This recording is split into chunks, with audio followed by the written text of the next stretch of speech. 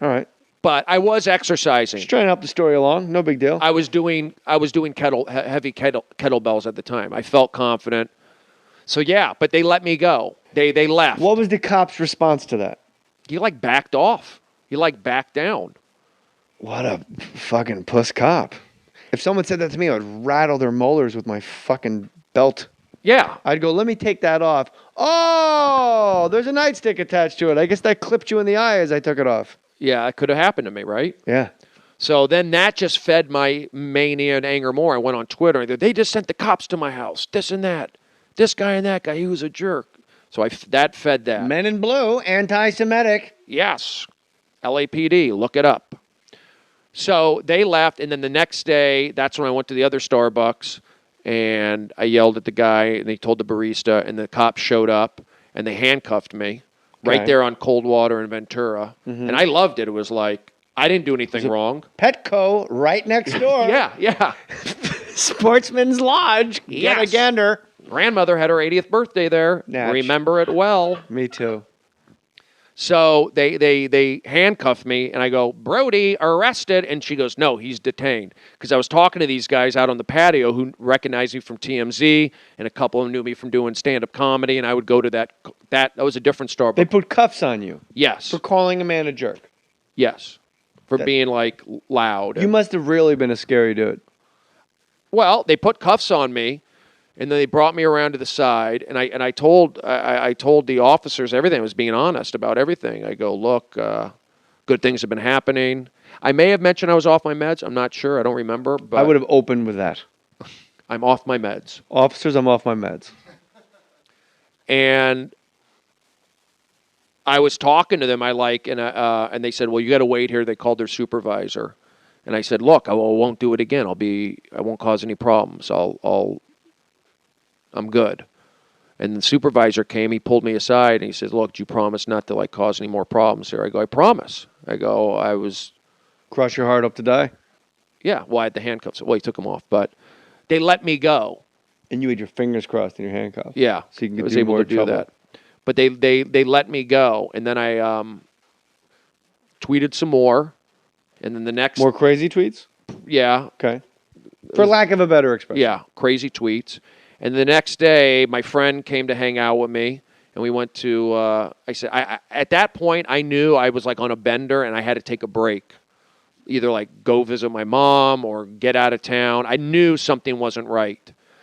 And we went to McDonald's or something. I wanted to, I was manic, but I wasn't angry. I was happy with my friends. I was saying, look, I'm going to get through this. This is good. I'm feeling good. We're doing things. And then we went back to my house. Or we were in his car, and his manager, who I knew, called, and I picked up the phone, and I saw that it was him. I go, let me pick up the phone. And I said, Dave, this is Brody. I've got a gun. I'm kidding. I'm fine. Everything's fine. And that, like, freaked him out. And they were in the neighborhood, like, watching me at that point. Like, he had the cops ready to, like, get me. Before I'd said... Before he called and said, I have a gun, and even though I was joking. So I went back in to take a shower, and then that's when the cops came into my apartment. They let the second time. The second time. And that's when they handcuffed me and they took me away. 5150. And were you on, so that's 72 hours? 72-hour hold. But they took me down to, like, the L.A. County. There's no, like, L.A. County, like, where they put homeless crazy people. So I was there for like a day and a half, and it was upsetting because they wouldn't talk to me. And then they were just trying to get a bed available for me at UCLA is what they were trying to do. So I was there for like a day. Then I went to UCLA, and I was supposed to be there for 3 days. I ended up staying 17 days because the doctor just didn't. They had to stabilize me. Which they on Depakote and Seroquel. This is interesting to me in a lot of ways, obviously, but because usually when you hear a story like this, the person's done cocaine, they've done booze, they're on a shitload of Xanax and just quit all of a sudden and they're fucking seizing out. But you're no substance. No. I was smoking pot. Oh, that's a big chunk you left out. I mean, I was smoking pot too. A lot of pot? A fair amount. And I don't, just for everybody that's listening, I don't think fucking pot will make you manic. mad. But in your situation, in your brain chemistry, it obviously didn't help. It didn't help. It probably hurt. Yeah. And I'm all for everybody smoking pot all the time if that's your thing. Yeah, I was smoking pot also. And then they... Did you blow it in the cop's face? Sam. That would have been funny. So you're on a 5150 for basically... Being non-compliant with my meds. Right. And danger to myself and others. But you weaned yourself off the way a doctor would tell you to. You were on them in the first place by your GP because you felt depressed about your obsessive compulsiveness. Correct. Now being off meds, you've sort of, I guess for lack of a better expression, unraveled and come undone and become a bit nuts. A bit. Okay. I felt great. I was euphoric. Not everybody thought that, but a lot. But what I'm curious about is, and it's rhetorical, I suppose, but where you wound up off your meds in that manic state, 3 cop visits, and your friends that love you calling the police to protect you from yourself at a 5150 for 17 days at UCLA, like, what's that fucking diagnosis? Like, your general practice doctor put you on Lexapro because you thought maybe you were depressed about your obsessiveness about updating Facebook, and now off meds, you're a manic person where your friends look in your eyes and they're afraid of you. Mm-hmm. Like what is that? They diagnosed me as bipolar. He said, you're bipolar. There you go. And you shouldn't have been on Lexapro to begin with. That's what this particular UCLA head doctor said. Now, being diagnosed with bipolar disorder, and I'm a huge advocate of mental... And when you say mental illness, people think you're a fucking hatchet-wielding crazy person. I have a mental illness. Mm-hmm. I do. I have a panic disorder and crippling depression. You have a mental illness. You have bipolar disorder. I guess. I mean, we just flushed out a day in the life of you off meds and how it unraveled and your mania swinging like sands in an hourglass. Like it just kept filling up. Right. I have all the traditional signs of a manic episode. And I don't think enough attention is paid. I love the Thalians over here at Cedars. Mm-hmm. That's a whole mental health building. And people don't realize that someone like Brody, with a great support system of friends, and who's a comic that has an outlet every night, there's really no difference between me with panic disorder and depression, and I'm an addict, okay? And you with bipolar disorder that had mania. This is where the mental health argument comes in for me. There's not that big of a difference between, like you and I are sitting here, successful guys doing a podcast, and somebody exactly like you and me are on PCH and Sunset holding a fucking sign. Yeah. It's that safety net of friends catching you in time. It really is. We're very lucky. And I think not enough attention is paid to mental health. And like soldiers that come home and people like you, I think your life was saved. Do you feel that you feel like you're not sure about the diagnosis? I still fight with it. And how much of that is the original machismo that we talked about? Probably some of that. I feel like... What's the fight? You acted a certain way. But I stopped my meds cold turkey. What happens if I weaned off? You did. You didn't stop them cold turkey. You started stopping them in Scotland. A little bit. You said you rationed yourself. And we covered 2 weeks of you rationing. And it wasn't until LA you were completely off. So how much time went by from Scotland to Los Angeles? 6-7 days. I think that's not quitting cold turkey. You know? But you're supposed to go from 20 to 15 to 10. All right, you went from 5. 20 to 10 to 0. Yeah. All right. That's not cold turkey. Well, You took a week to get off of Lexapro. yeah, Right. And then when you're off Lexapro, you spiraled upwards. correct. Out of, maybe not to you out of control, but to the people that love you and care about you. They looked at your eyes and you scared them. Yes. Okay. What part of the diagnosis are you having a hard time with? I think you're having a hard time with the diagnosis and the stigma attached to it, A little bit. which goes back to my thing about mental health. There's so much work to be done for guys like you and I that are just out there making a living that have fucking problems.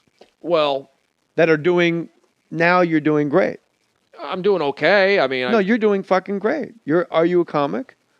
yeah, I'm a comedian. Are you doing comedy? Yeah, Are you on television? tomorrow night on The Burn. Then what the fuck are you talking about? What's not great about that? What part of that is not a best case scenario, Arizona State University, first day in acting class, Brody Stevens? What part of that is not, sign me up right now for that for the rest of my life? Well, here's the when you're bipolar, Yeah. what goes up comes down. Right. So I'm in a depressive state. Right now. Yes, Okay. that I've never been in before.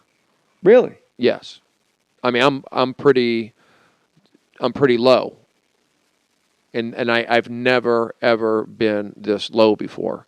I'm on different meds, and maybe that could be some side effect. Depression actually could be a side effect, but beyond that, I'm in a low,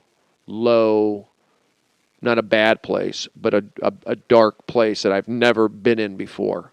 As high as I was, now I'm at the bottom. You've never been this low before. No, and this is dealing with. Yeah, I'm doing TV. I had my HBO show. I'm getting laughs. I mean, I can get on stage. I can get on stage and do okay. I can do certain things, but there's a lot of. I've been going through isolation. Yeah, when you go home and you're alone and the lights are out and you're laying in your bed, it's just you and your thoughts. Yeah, I'm having problems, and that's why I've. Do you feel like you want to hurt yourself? Um, We can take it out if you don't want to talk. No, I don't want to hurt myself, but I do have those. I mean, I think everyone has those. And be careful what you say. We'll take it out if you say something that you want to pull, because I don't want people to hear this and go, fucking call the cops on Brody. And then you're on an upswing and you're like, what? That was like fucking 3 weeks ago. I feel great. Or if you just want to let it all out and we'll just fucking deal with it. I mean, I've had some dark thoughts. Yeah. Yeah. It's amazing. This is what fascinates me about the lows of bipolar. That's not when your friends step in. When you're low like this, I didn't know you were low. You walk in, Brody Stevens, feel it, doing good, positive energy. And you tripped over my son's trains and we had a laugh and it was fucking fun. But when you were manic, you feel fucking fantastic. Yes. Everyone steps in and calls the cops on you. Rains on my parade. And when you're alone, feeling dark thoughts and feeling, I've never felt this low and this alone and this depressed in my life, no one does anything. Which makes you feel lower. And the fact that you feel low makes you feel low. Oh, right? It's the fact that how about this one that people don't even think of? Reaching for your antidepressant medication makes you more depressed than being depressed. Because you feel so low about yourself that you have to take this fucking medication and you can't just be like a regular guy, like the guys back on the ball team that had no worries. Right. Yeah. Okay. But I know I have to take my meds. Well, yeah. I'm going to jam them down your fucking throat, you prick. We're Sounds finding like a hybrid impression. I don't know who that was. It was like a Joe Pesci. Pesci dice. Yeah. I'm finding the right cocktail, the right mix. But I'll say this, my friends have stepped in because I've let them know that I'm down. And Zach has stepped in and Dave Rath, just like they stepped in before. All right. And I have a therapist that is great. Okay, good. A psychologist who is really helping me through. But I'll be honest, I've been pretty down, and when you're bipolar, when you have a manic episode, 100% of the time, you're going to be depressed after. That's the gig. And that's where I am right now. And I need to get to that midpoint. And you want to ride the mania because you know the crash is coming. Right? Yeah, I didn't know the crash was going to come. No, I mean, but now when you have an upswing and you're in the mania, you want to ride it out because you know the other side of the coin is so horrible. Correct. And that becomes mania upon mania upon mania. Yeah. The mania to maintain the mania. Yeah. That's true. I guess that clipped you in the eye as I took it off. Yeah, it could have happened to me, right? Yeah. So then that just fed my mania and anger more. I went on Twitter and they just sent the cops to my house, this and that. This guy and that guy, he was a jerk. So that fed that. Men in Blue, anti-Semitic. Yes. LAPD, look it up. So they left, and then the next day, that's when I went to the other Starbucks, and I yelled at the guy, and he told the barista, and the cops showed up. All right. But I was exercising. Just trying to help the story along. No big deal. I was doing heavy kettlebells at the time. I felt confident. So yeah, but they let me go. They left. What was the cop's response to that? He backed off. He backed down. What a fucking puss cop. If someone said that to me, I would rattle their molars with my fucking belt. Yeah. I'd go, let me take that off. Oh, there's a nightstick attached. From doing stand-up comedy, and I would go to that was a different Starbucks. They put cuffs on you. Yes. For calling a man a jerk. Yes. For being loud. You must have really been a scary dude. Well, they put cuffs on me, and then they brought me around to the side, and I told the officers everything. I was being honest about everything. I go, look, good things have been happening. I may have mentioned I was off my meds. I'm not sure. I don't remember. But I would have opened with that. I'm off, and they handcuffed me right there on Coldwater and Ventura, and I loved it. It was like I didn't do anything wrong. Petco right next door. Yeah. Sportsman's Lodge. Get a gander. Grandmother had her 80th birthday there. Natch. Remember it well. Me too. So they handcuffed me, and I go, Brody, arrested. And she goes, no, he's detained. Because I was talking to these guys out on the patio who recognized me from TMZ, and a couple of them knew my meds. Officers, I'm off my meds. And I was talking to them, and they said, well, you got to wait here. They called their supervisor. And I said, look, I won't do it again. I won't cause any problems. I'm good. And the supervisor came, he pulled me aside, and he says, look, do you promise not to cause any more problems here? I go, I promise. I go, Cross your heart up to die?